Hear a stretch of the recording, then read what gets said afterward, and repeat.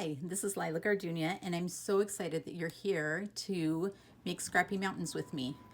This Scrappy Mountain foundation pad has all the foundations you'll need to make cute quilts, bags, totes. The sky's the limit. And I'm going to walk you through how to foundation paper piece these mountains step by step. You can use these instructions for any size of my PDF versions of the Scrappy Mountains. They come in different sizes. You just print off what you need and get going. To make Scrappy Mountains, you'll need just a few things. You'll need a foundation. Just pick out whichever one you'd like. If you know you're going to want to make both that are on the page, you can just tear them out, easy peasy. If you know that you just want to make one of them, it's nice just to cut along this dividing line. And then this one stays in the pad and you don't have a loose foundation flying around. You'll need basic quilting supplies like flathead pins, rotary cutters, a ruler, scissors. You also may like to have an add a quarter ruler. This ruler makes it really easy to trim the fabric to a 1/4 inch because of this grooved line, and I'll walk you through that later on. You also want just a piece of cardboard or a postcard, scissors, and a sewing machine, an ironing board, all the basics. I'm going to clear this away for now because before we get going, we're going to talk about fabric because you definitely need fabric, right? When choosing fabric for your mountains, I recommend having either a very dark or very light background. This helps the mountains to really stand out and not get lost in the background.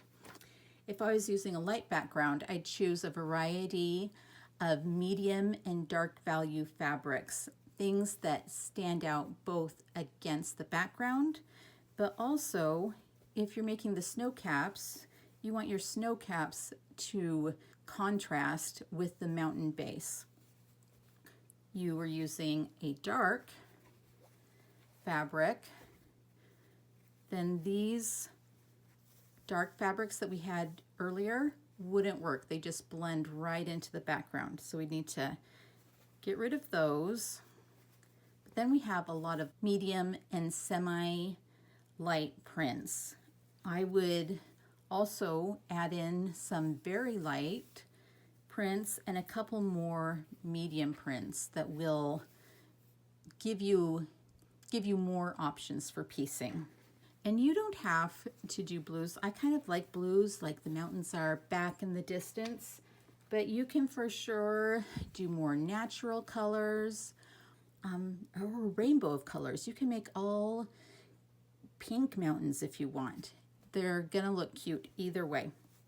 Once you've decided what color of background fabric you want to use, it's time to cut that background fabric.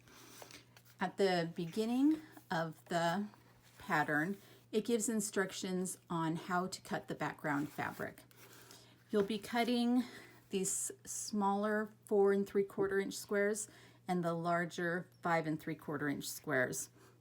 When you look at the foundations, you'll notice that there's a large triangle that goes all the way from top to bottom, and then there are these small triangles between the overlapping mountains. You'll be using the smaller 4 3/4 inch squares for these larger sections, and you'll just cut the squares in half from corner to corner, and those will be used there.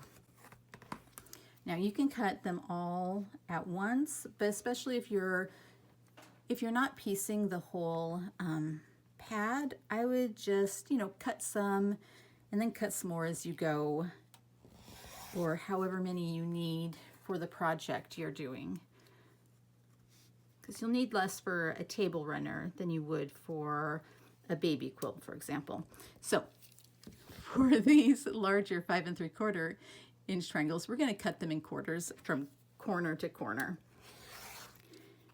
So each 5 3/4 inch square gives us 4 smaller triangles. And These edges right here and right here are cut on the bias, so just don't pull and play with them too much.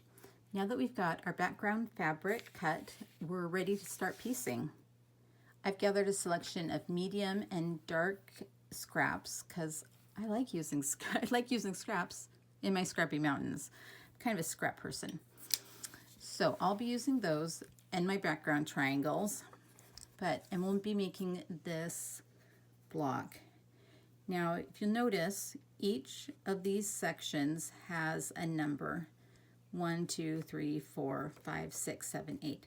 And we'll be piecing the quilt block in that order.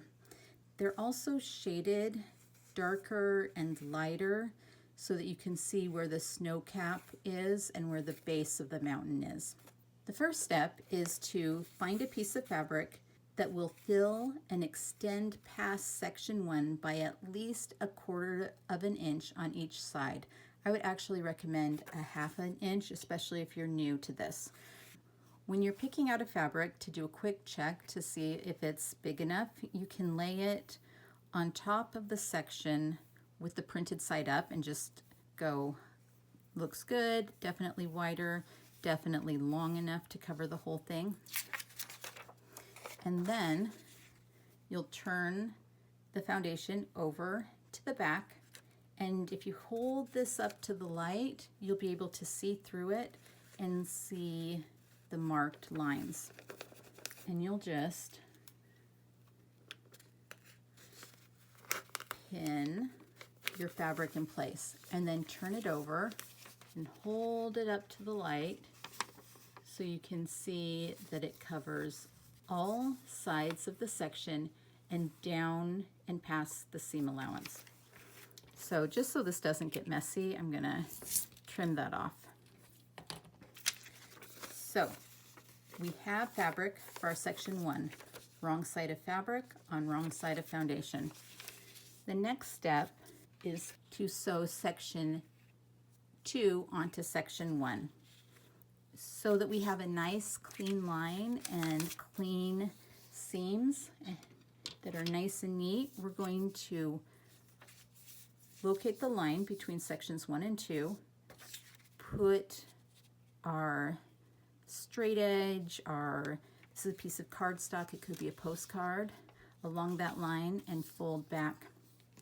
And then using an add a quarter ruler or a regular ruler, you're going to line up this folded edge at the 1/4 inch mark. If you're using a regular ruler, you'll just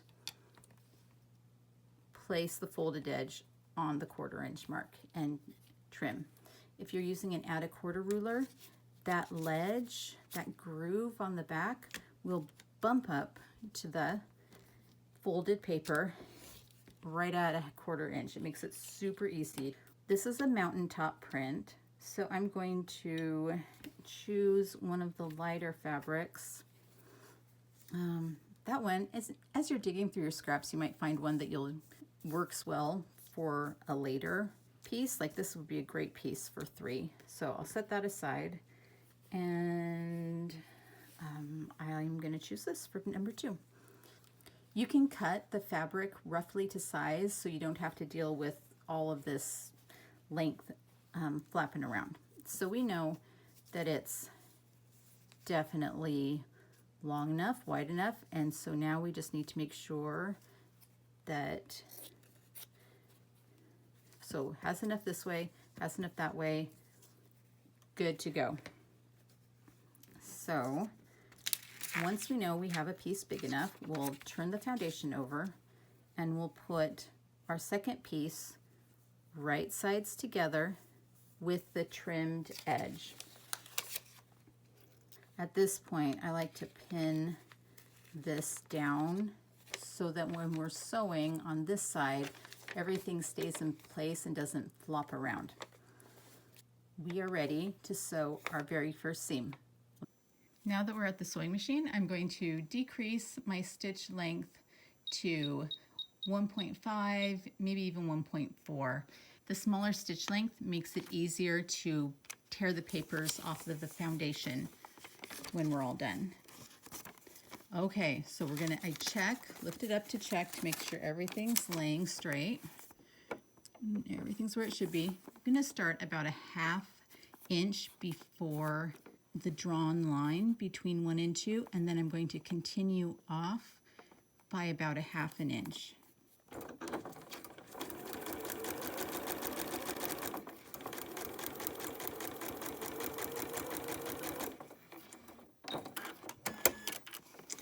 And that's it. I'm going to take out my pin, open it up. It looks good. Let's go add the third piece. Now we need to make sure the seam stays nice and flat. You can either do that with a seam roller, with your fingers, but I prefer to do it with an iron. It just makes everything nice and crisp and easy to work with. Now we're ready to add on section 3. And if you have some weird strings on the back, just cut them off. We're good. Okay, section 3, I was going to use this piece of fabric. It's long enough and wide enough when opened from this line between sections 2 and 1. So this is the line we'll be sewing on, and that's the line we'll trim to. Grab my straight edge, put it on the line between 3 and 1 and 2, fold back. At this point, because we sewed a 1/2 inch over into section 3, the fabric will be sewn to the paper. And all you do is just pull it down, gently pull it down, not a big deal. And then trim sections 1 and 2 to a 1/4 inch.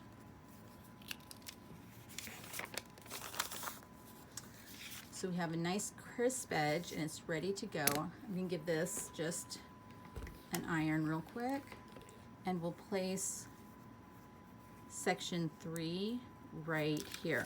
Now, it's hard to see where section 3 is.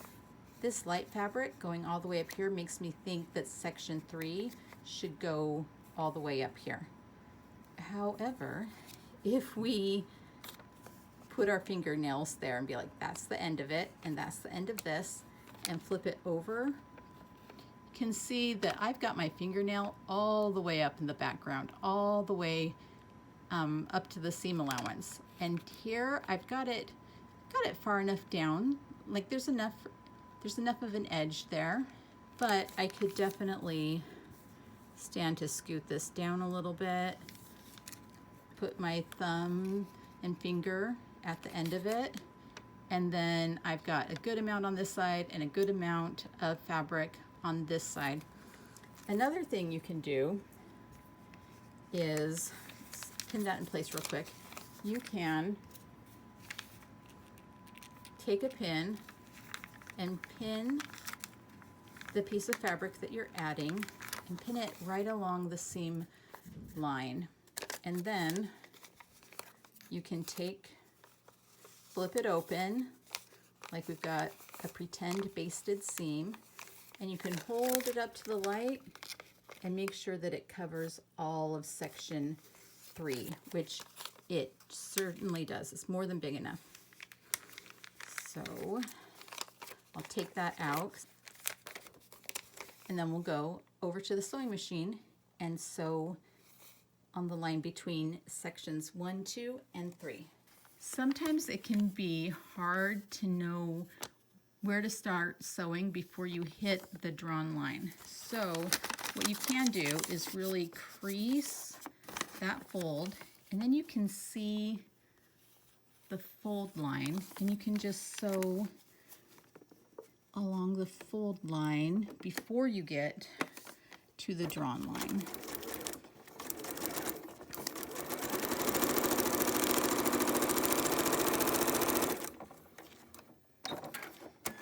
And then stop. If you're really having a hard time, you can also use a pen or pencil to extend the lines out into the next sections. not a problem. Take out these pins, press the seam, and then hold it up to the light to double check that the fabric does indeed cover section 3. So next we're going to go on to section 4. And you just do these in order. It really, I don't know, it's not too hard once you get in the groove. So we're folding back along the line between sections 1, 2, 3, and 4, trimming to 1/4 of an inch. And then we're ready to add section 4 over here. Now the mountains can be tricky because there's all sorts of weird angles. The secret to making it work is to just cut things oversized. Just embrace the oversizedness. I think this one could maybe work. Oh, that's the same color. I want to use a different color. All right, use this.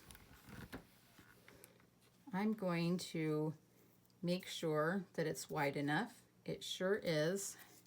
And then I'm going to see how long it has to be.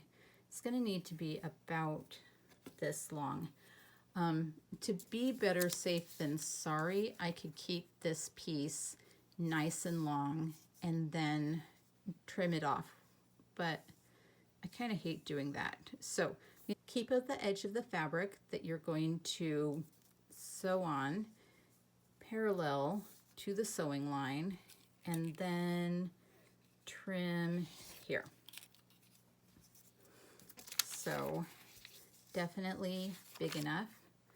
I'm going to put this on the back, hold it up, make sure I can see that we're overlapping at the top and overlapping at the bottom. And actually I'm going to move this down and then pin in place. Bigger is better, and an extra pin is always better. I don't know how many times I've gone to sew and then the piece has flipped over and has caught in the seam, and then I have to unpick it, which is a pain, and we don't need that in our life. So we can mostly avoid that by pinning everything securely. All right, over to the sewing machine, and we're going to sew along this line. For this line, I'm going to start outside the seam allowance. The edge of the finished block is this solid line, and the dotted line marks the end of the seam allowance. So I'm going to start from without the seam allowance and start sewing and extend past by a good 1/2 inch. Unpin and press open.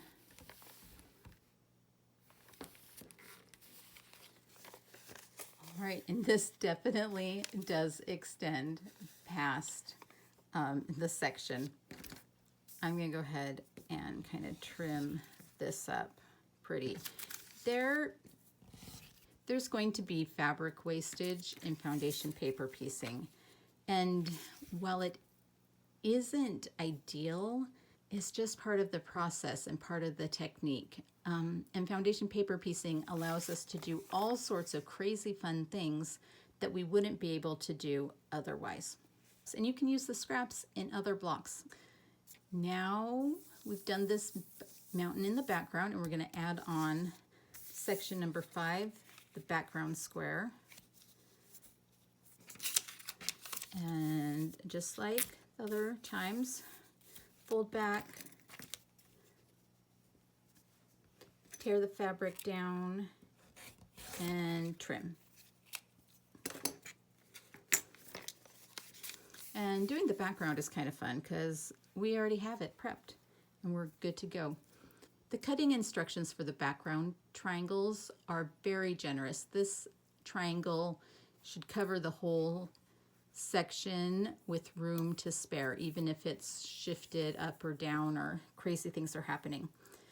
But if you want more wiggle room, or if you want to save a little bit of fabric and cut a smaller square, feel free. Just cut a couple triangles, check it out, and then modify and adjust if you need. All right, let's go do this.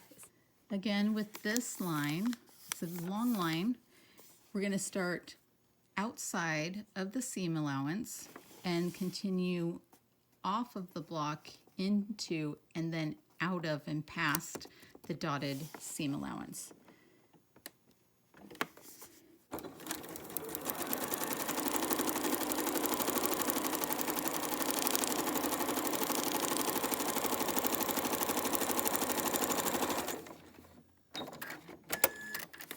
Easy peasy. All right. With these longer seams, I like to set the seam before I press it open. And setting the seam is just placing your iron on top of the seam for 1, 2, 3, and that helps really integrate these stitches into the fabric and allows the piece of fabric to open a lot easier.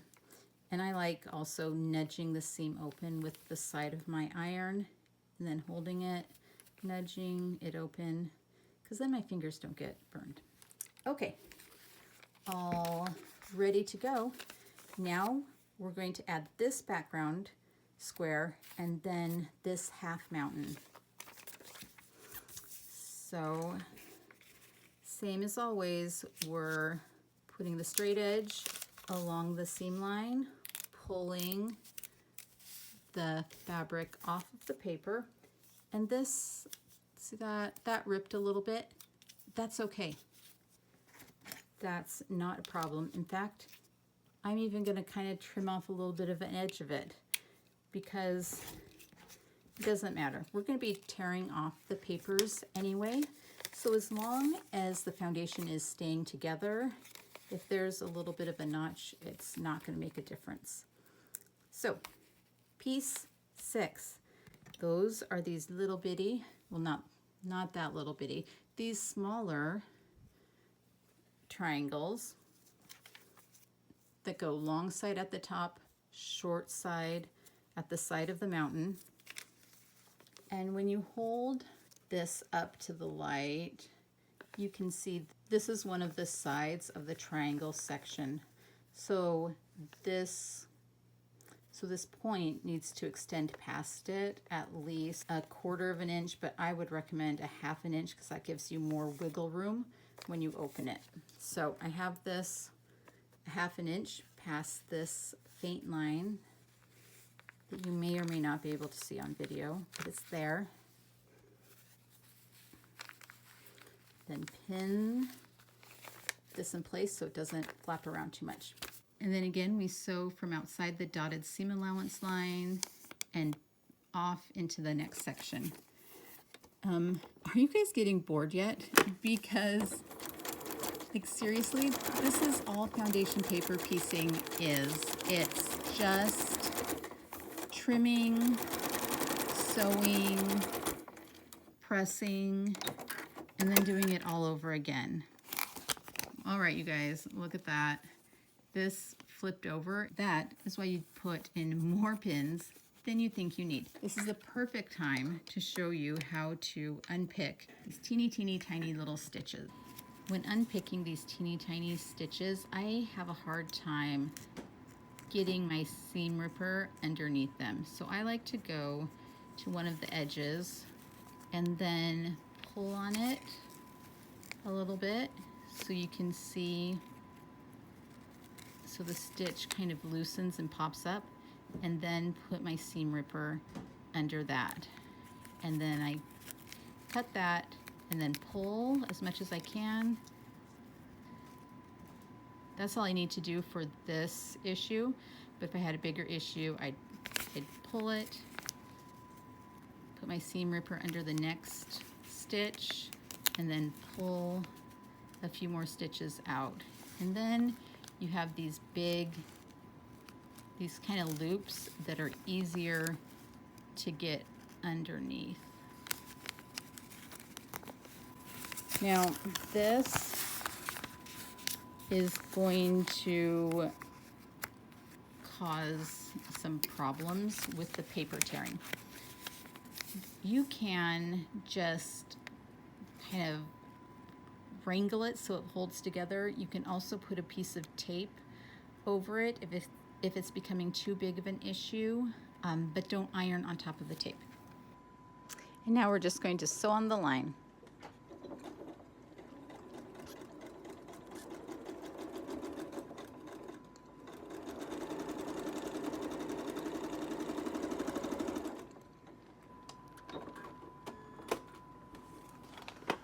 And press. Now I think you've got the process down now. So I'll add on these two last pieces, and then we'll talk about trimming and sewing the blocks together.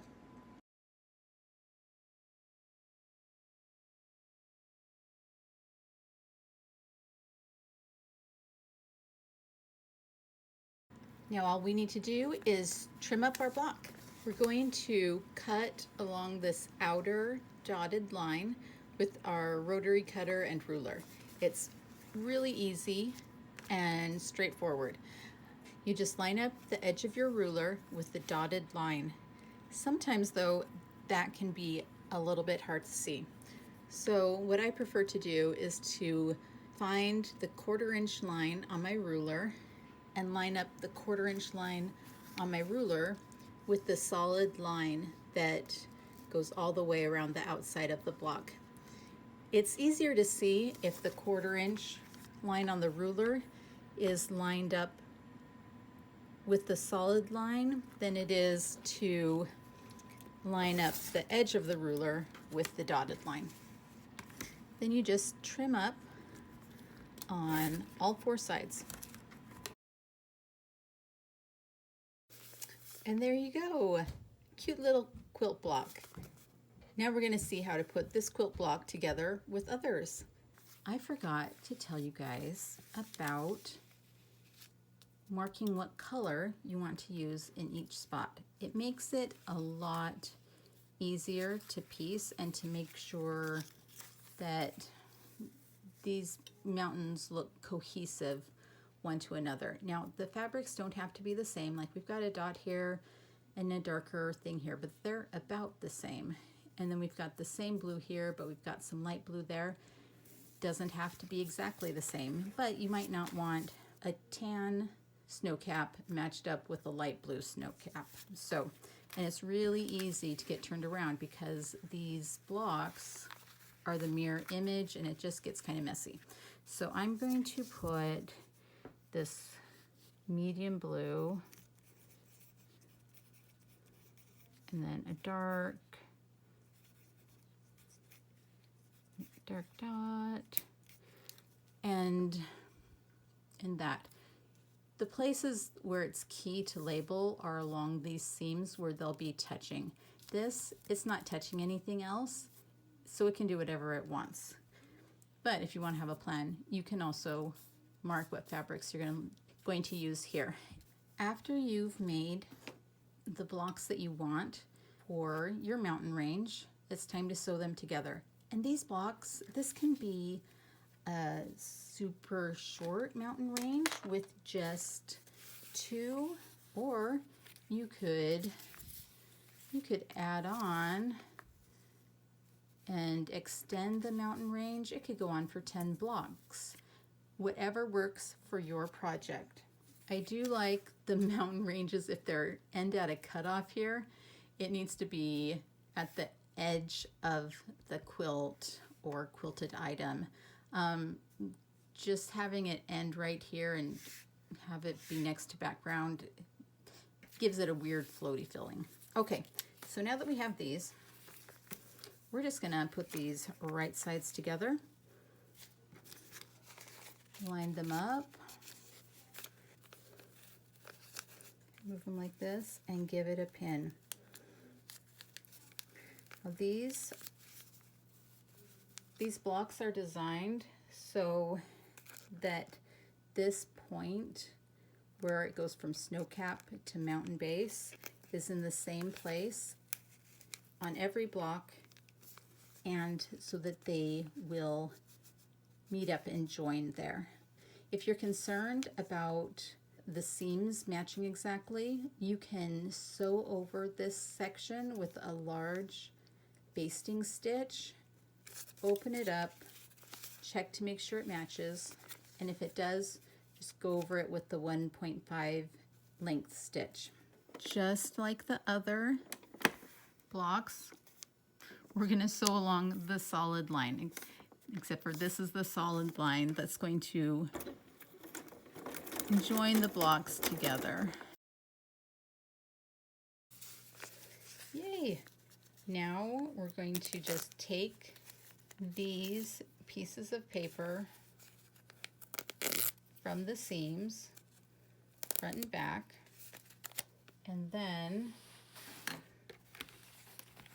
because there are all of these stitching lines that are joining together, this seam can get kind of bulky. So I'm not usually a press opener, but I am with these. So you're going to just use your finger to start to press it open and open it up, and then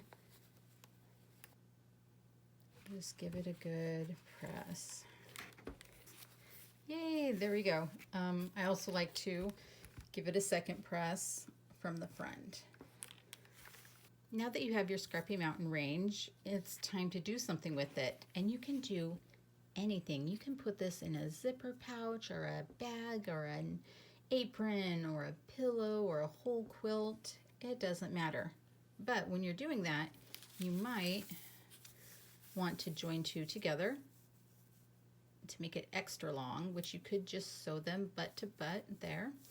But you can also add spacers. I've cut a spacing strip that's 3.5 inches wide, the same height as my block, and you can choose how much space you want between those mountains based on your project. I'm going to cut this to 4 inches, so it would be 3.5 inches finished between these mountains.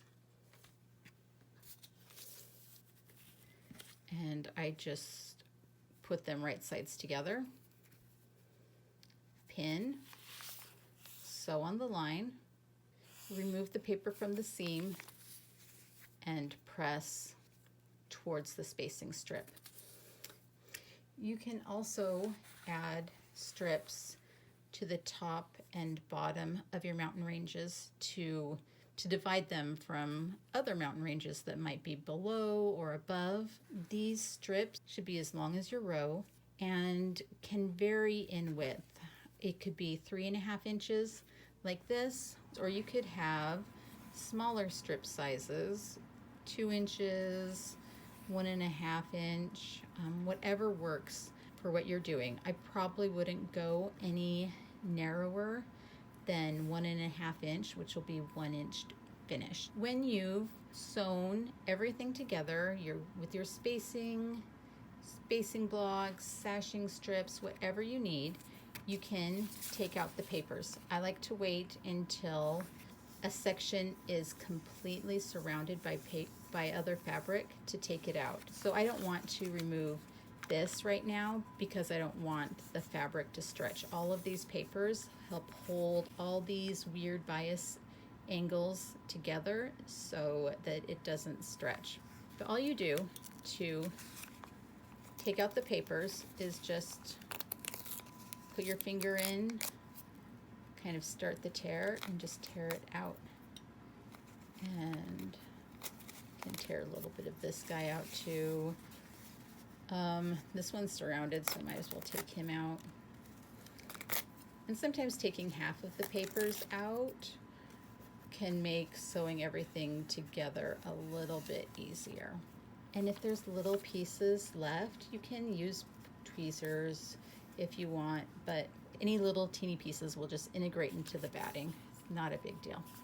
Once everything is sewn together and you're ready to baste it to the quilt back and the batting. Right before then is when I take all of the papers out. I would give it a nice one more press with a little bit of best press so that everything is nice and crisp and less likely to stretch. And at that point, I'd take out just all the papers. And it's kind of fun, actually. It's very, I don't know, relaxing. Put on audiobook, watch TV. On these ones that are the corners that are big, I like to kind of bend them back because that can help them tear off a little bit easier and put less pressure on the seam. So, but that's it.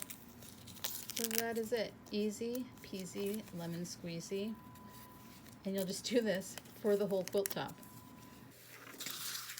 And then you can recycle all this. I can't wait to see the Scrappy Mountain ranges that you guys make. They are a ton of fun, and you can do so many things with them. If you're not sure how to use them, I also have a mini quilt pattern that's on my blog and is linked below. Have fun sewing. Bye.